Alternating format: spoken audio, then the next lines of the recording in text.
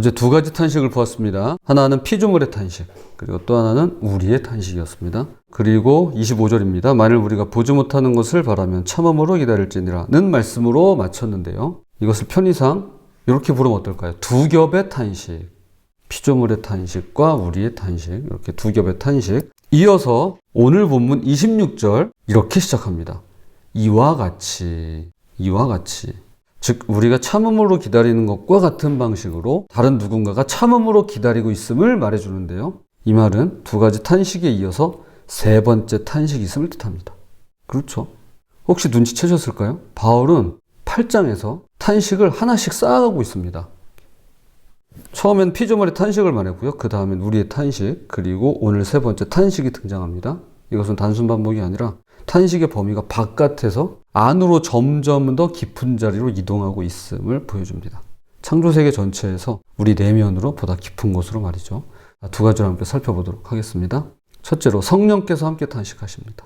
26절 이와 같이 성령도 우리의 연약함을 도우시나니 우리는 마땅히 기도할 바를 알지 못하나 오직 성령이 말할 수 없는 탄식으로 우리를 위하여 친히 간구하시느니라. 자, 우리가 불렀던 찬양이죠. 180장 무한하신 주성령의 4절에 보면 이렇게 되어 있습니다.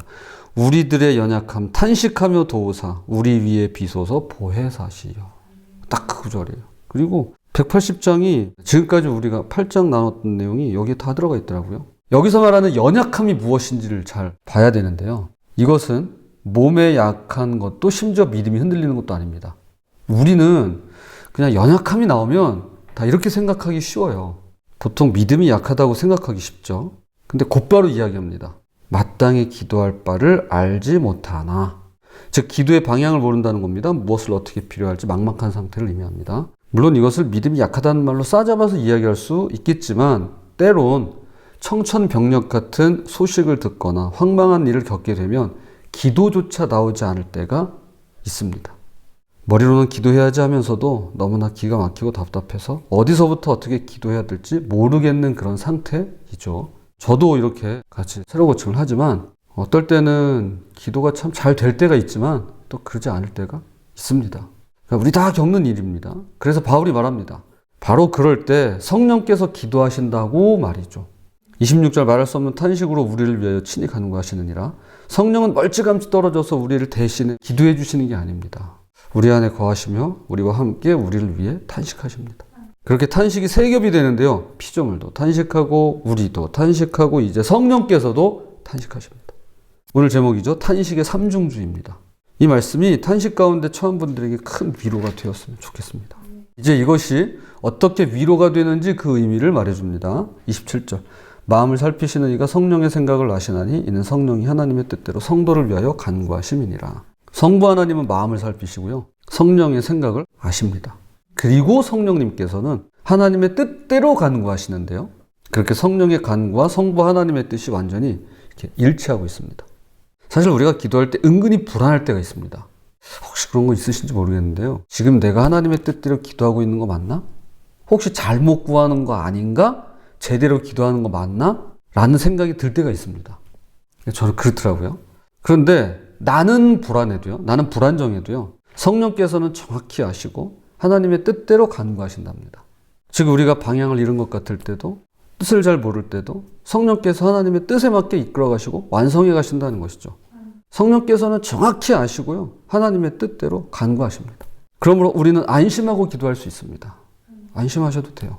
기도가 막힐 때도 말이 나오지 않을 때도 우리의 연약함을 아시는 성령께서 탄식으로 간구하시며 우리의 부족한 기도를 이끌어 가시고 온전하게 이루어 가십니다. 성령의 탄식은 우리에게 큰 위로가 되어 주십니다. 자, 둘째로 그 탄식들이 선이 됩니다. 그럼 이 세 겹의 탄식은 어디로 향할까요? 28절 우리가 알거니와 하나님을 사랑하는 자 곧 그의 뜻대로 부르심을 입은 자들에게는 모든 것이 합력하여 선을 이루느니라. 모든 그리스도인들에게 사랑받고 저 또한 개인적으로 참 좋아하는 구절입니다. 이것은 그냥 좋은 말씀이 아니에요. 저도 이 말씀을 준비하면서 다시 새롭게 보게 되었는데요. 지금 이 말씀이 이 자리에 위치해 있어야만 하는 이유가 있다라고 생각이 드는 것입니다. 그냥 무턱대고 아무 때나 합력하여 선을 이룹니다. 라고 이야기해도 좋을 것 같아요. 이 구절만큼은. 그런데 이것은요. 앞서 말한 세 탄식, 피조물의 탄식, 우리의 탄식, 그리고 성령의 탄식이 아무 역할도 그냥 탄식이잖아요. 그냥 방해가 될 것 같고 내 속에 있는 것만 쏟아내는 정도겠지 싶지만 오히려 이 탄식들이 합력하여 선을 이루는 모든 것 안에 들어가 있다라고 말씀하는 것입니다. 이게 그 재료예요. 합력하여 선을 이루어가는 재료. 즉 이 세 겹의 탄식들은 서로 합력하여 선을 이루고 있습니다. 그 이야기를 하고 있는 것입니다. 다른 것이 합력해서 선을 이루기 이전에 이 탄식들이 합력하여 선을 이루고 있는 것입니다. 그래서 아더 핑크 목사는 이렇게 말합니다. 하나님이 계획하신 목적에 공헌하지 못하는 창조물이란 없습니다. 탄식도 침묵, 막막함도 예외가 아닙니다. 하나님이 계획하신 목적에 따라 궁극적으로 하나님의 뜻대로 합력하여 선을 이루어가는 것입니다. 그런데 여기서 합력하여 선을 이루는 이라고 할 때 선이란 과연 뭘까요? 흔히 생각하는 착함, 봉사, 섬김 아니면 탄식 가운데 어려운 일이 해결되면 좋고요. 기도한 대로 이루어지는 것을 의미하는 걸까요? 물론 그럴 수도 있을 겁니다. 그런데 29절은 이렇게 대답합니다. 하나님이 미리 아신 자들을 또한 그 아들의 형상을 본받게 하기 위하여 미리 정하셨으니 이는 그로 많은 형제 중에서 맏아들이 되게 하려 하심이니라. 하나님이 이루어 가시는 선이란 우리의 기대와 생각과는 다르게 자 보세요. 그 아들의 형상을 본받는 것이라고 말씀합니다. 그래서 맏아들이 계시고요. 그 맏아들을 따라서 본받아가는 거예요. 그러니까 결과가 잘 풀리는 것이 아니라 결과가 잘 풀리기 이전에 처음부터 하나님께서 우리에게 원하시는 선이란 내가 그리스도를 닮아가는 것, 그것이 선이라는 겁니다. 우리가 선을 행한다, 선을 이룬다, 선하게 산다 그럴 때 그건 단지 착하게 사는 게 아니라요. 내가 그리스도를 닮아가는 것입니다. 이게 선입니다. 이게 성경이 말하는 선이에요. 찰스 스펄전의 기도입니다. 주여 나를 녹이소서 밀랍처럼 부으시고 당신의 도장을 내 위에 찍으셔서 그곳에 그리스도의 형상이 선명히 드러나게 하소서. 우리 안의 탄식들, 그 막막함들이 바로 하나님이 찍으시는 도장의 과정이라는 것입니다. 이것이 곧 합력하여 이루어가는 선이라는 거예요. 우리가 탄식 때문에 흘러내려요. 마음이 다 녹아내립니다. 그런데 그 밀랍 같은 그것이 그냥 그렇게 녹아내리는 것만이 아니라 하나님께서 그 위에 도장을 찍으세요. 그럼 그 인친다고 하죠. 그 모양 그대로 이렇게 남아있는 거예요. 그게. 그래서 하나님의 형상으로 이루어져 가는 과정이라는 것입니다. 이제 바울은 이야기의 결말을 선언합니다. 30절. 또 미리 정하신 그들을 또한 부르시고 부르신 그들을 또한 의롭다 하시고 의롭다 하신 그들을 또한 영화롭게 하셨느니라. 이 구절에는 황금사슬이라는 이름이 붙어 있습니다. 이거 제가 붙인 이름 아니고요. 신학자들이 붙인 이름이에요. 황금사슬. 미리 정하신 부르심, 칭의, 영화 등 이 네 개의 고리가 하나의 사슬을 이루고 있습니다. 여기서 이제 5개 황금사슬이라고 하는데 그 앞에 하나가 더 있어요. 예지, 예정, 소명, 칭의, 영화 이래가지고 이제 5개인데 저는 편의상 여기 본문에 나오는 미리 정하신 부르심, 칭의, 영화만 이야기 언급했습니다. 자, 이 4개의 고리가 하나의 사슬을 이루고 있는데요. 특별히 여기에 사용된 4개의 동사가 모두 과거형이라는 점이 의미심장합니다.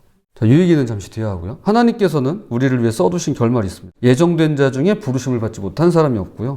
부르심을 받은 자 중에 의롭다 하심을 받지 못한 사람이 없으며 의롭다 하신 자는 반드시 영화롭게 하시겠다라는 것입니다. 황금사슬의 한 고리도 끊기지 않는데요. 그 무엇으로도 끊을 수 없습니다. 우리 너무 익숙한 구절이죠. 하나님의 사랑에서 누가 끊을 수 있으리요. 탄식들이 모여 선을 이루어갈 때 아들의 형상을 본받는 우리 모두가 되었으면 좋겠습니다. 이제 말씀의 결론을 맺겠습니다. 삼중주에는요 반드시 악보가 있습니다.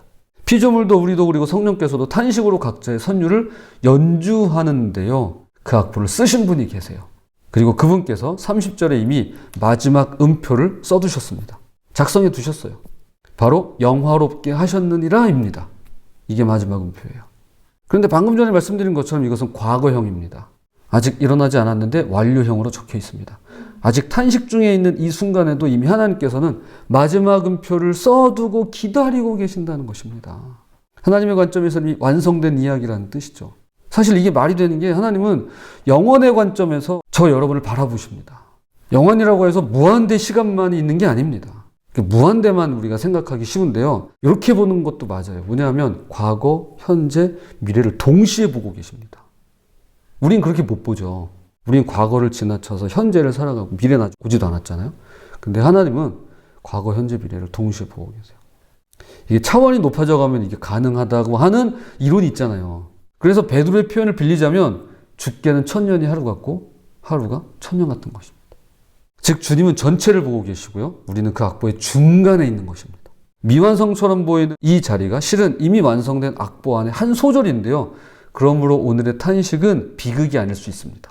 분명한 건 마지막 음표가 정해진 음악 안에서 지금 그 소절을 연주하는 중이라는 것입니다. 저희 말씀을 이렇게 준비하면서 혹시 기억나실까요?